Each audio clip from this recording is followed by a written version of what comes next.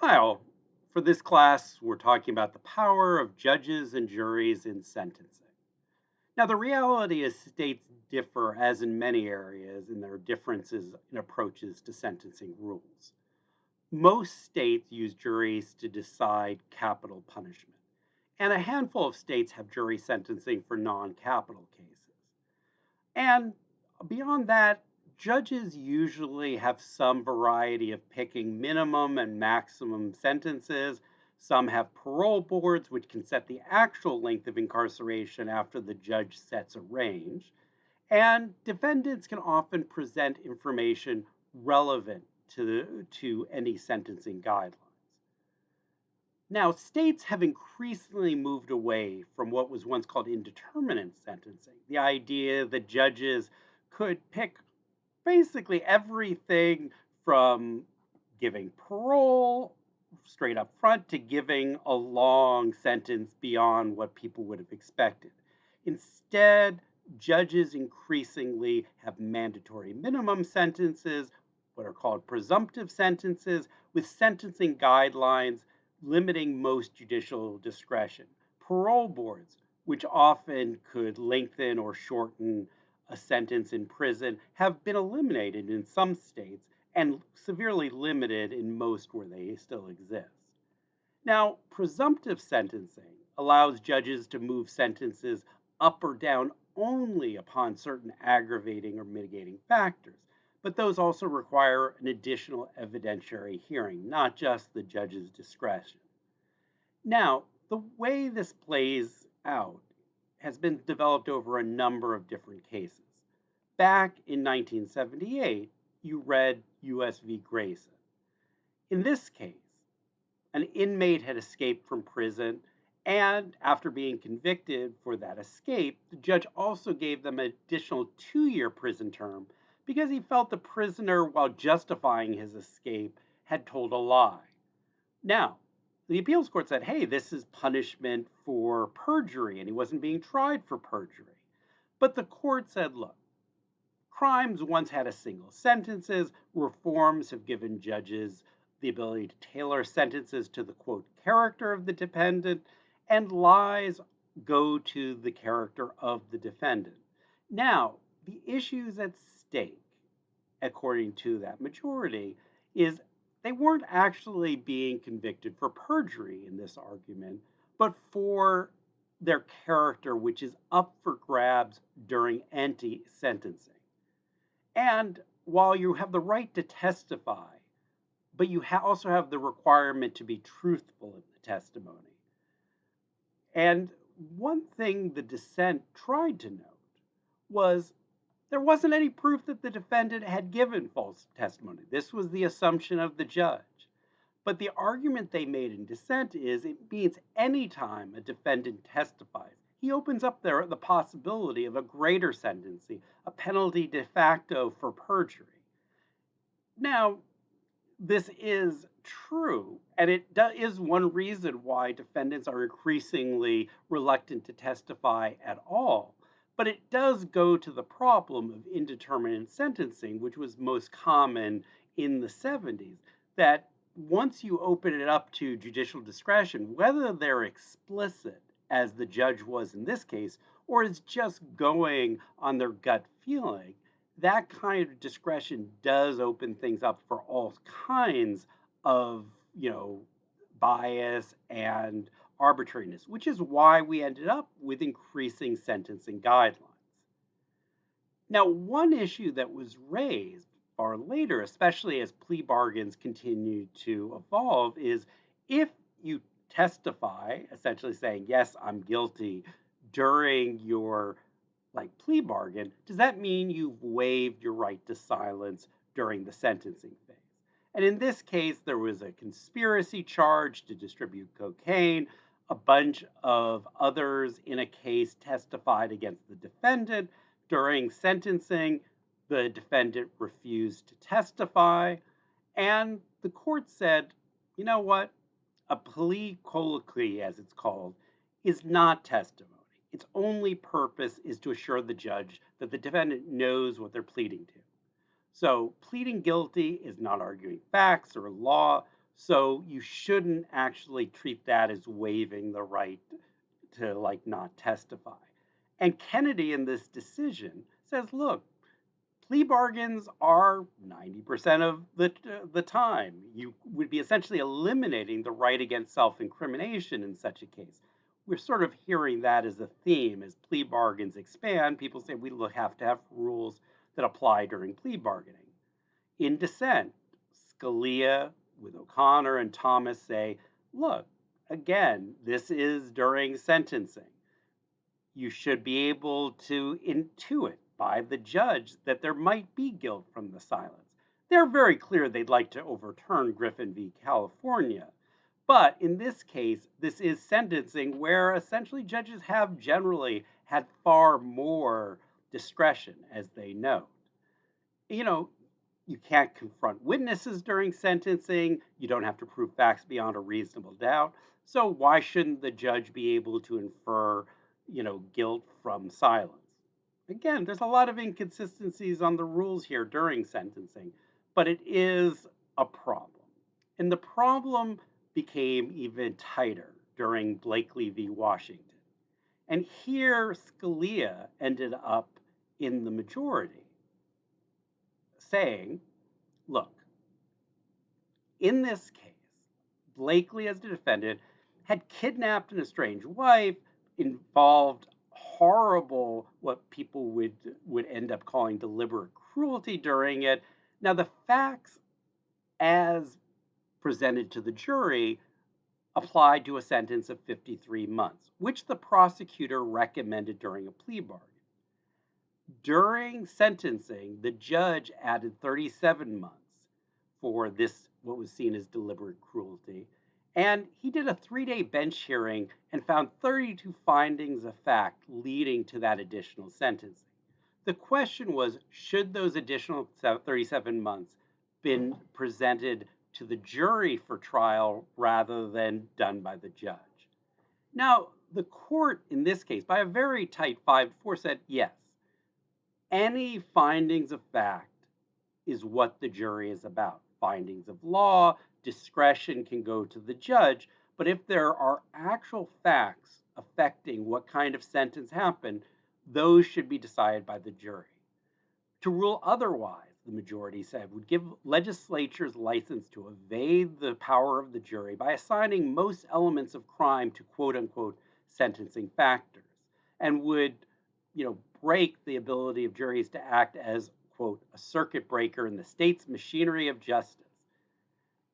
Now, they admit there's a distinction between indeterminate sentencing, where the judge can do fact finding, but where there's a range of punishments, versus this case, where there is a very specific punishment for every specific fact. They reject the worry, but it is raised by the dissent, that essentially prosecutors will use these multi-element things to increase their bargaining power to sort of say, look, if you plead to this lower one, you'll get this sentence. Each additional fact that they plead to can be up the potential punishment and lead to ever more detailed plea bargaining and prosecution threats. O'Connor, in dissent, joined by Breyer, Rehnquist, and Kennedy, quite interesting lineup overall in this, says, look, this doesn't make sense. If you restrict judicial discretion, even where the legislature has already restricted it to these very specific fact-finding proportions, you're just going to end up going back to very indeterminate sentencing altogether. Back before 1981, Washington State, where this crime happened, had just 3 categories of felonies: Class A, Class B, and C, and that led to wild disparities in sentencing. The whole point of sentencing reform had been to eliminate disparities and put constraints on judicial power. The result of the majority decision in Blakely, it was argued, would lead to, first of all, such high costs of trial to try on every single case that states would respond by giving judges more discretion, and you would end up with more disparity. It wouldn't actually solve the problem.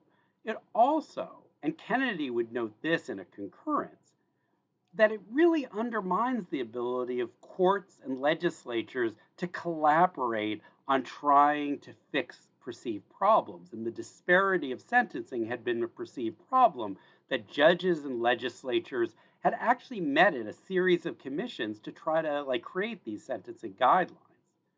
And as Breyer said in dissent, it's not just going to lead to indeterminate sentencing again and this complex multi-level charging.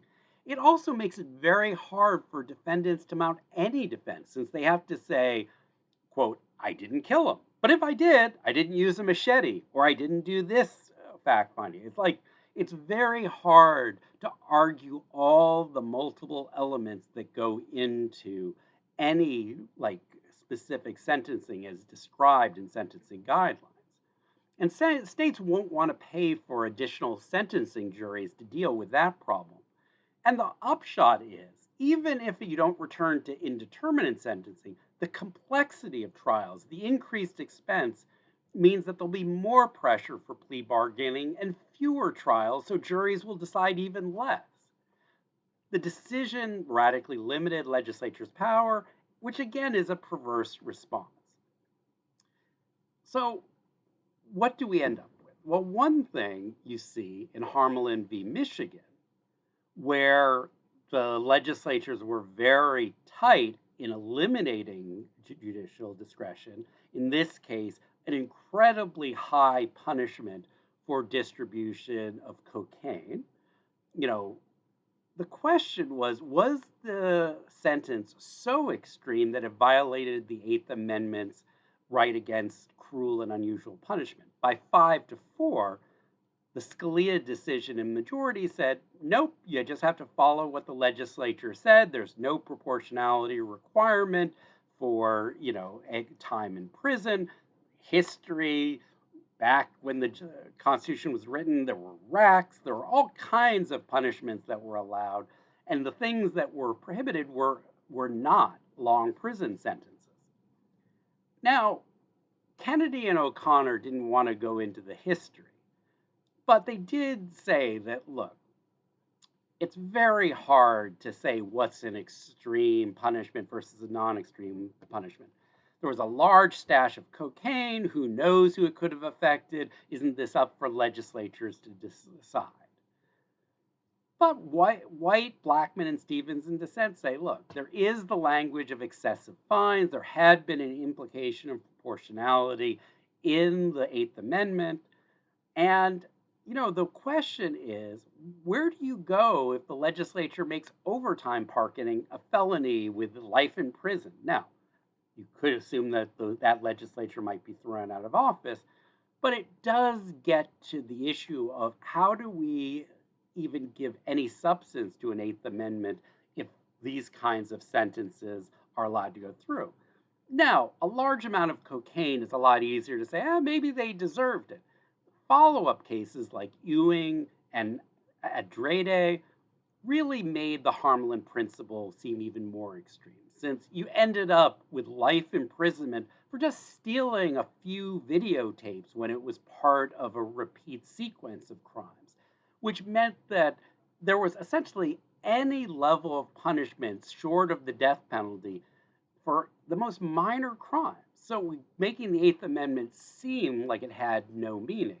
Now, very recently, you had Timms v. Indiana, which was a case of a very large civil forfeiture in a case of a minor crime.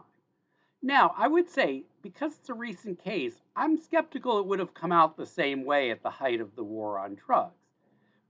But Harmelin had stood for the proposition that the poor could be given essentially infinite time in jail for violating the law, while Tim stands for the idea that the excessive fines proportion of the Eighth Amendment means that those with property can have the amount of property taken in civil forfeiture limited under the Eighth Amendment.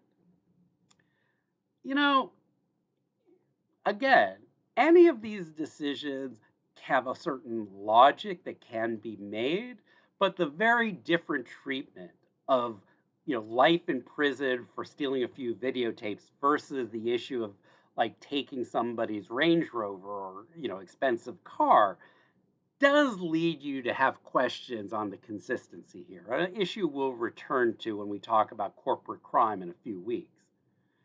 Overall, Michelle Alexander notes the problem here is that the elimination of judicial discretion with mandatory sentencing laws has just led to this whole wide range of mass incarceration. You know, you have life, 40 years imprisonment for possession in some cases. You had, as she cites, to Harmelin, which upholds life imprisonment for like amounts of drug selling.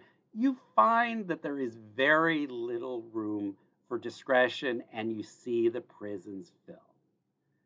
You know, even as justices may acknowledge that the sentences are severe, by saying that there's no measure of disproportion, you end up with a meaningless Eighth Amendment. And as we ended up, 2 million people in prison with very little way to judge, at least in constitutional terms, whether some shouldn't have been in there. Anyways, have a good week.